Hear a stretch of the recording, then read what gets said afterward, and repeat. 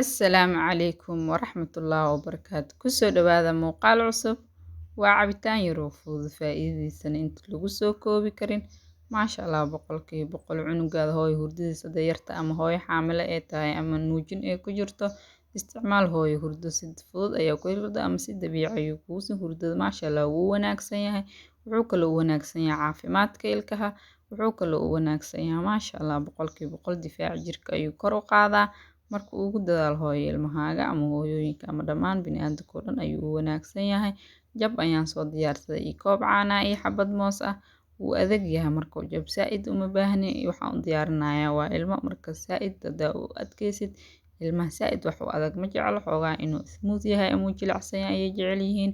Markaan soo diyaarsano waa isla arki doonaa intaas ayuu ka kooban yahay. Waa cabitaan yar oo fudud oo macaan badan ee ilmahana ay ka heli doonaan faa'iidadiisa lama soo koobi karo. Wuxuu u wanaagsan yahay wadna xanuunka, iskiinka qurux ayuu ka dhigaa. Waa cabitaan faa'iidadiisa aan la soo koobi karin.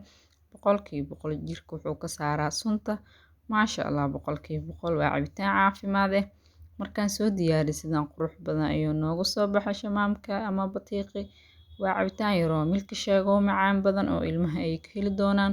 Hooyo mar walba si cabitaan oo cream camal ah ilmaha way ka heli doonaan. Cabitaanka oo dareeraha ama saa'idka biyaha ilmaha ma jeclo. Mar walba hooyo cabitaan marka fruit siinay sidaan ugu sameeyo way ka heli doonaan. Waa cabitaan yar oo fudud. Muuqaalka daageys like noo dheh noo sii share garee. Assalaamu calaykum waraxmatullaahi.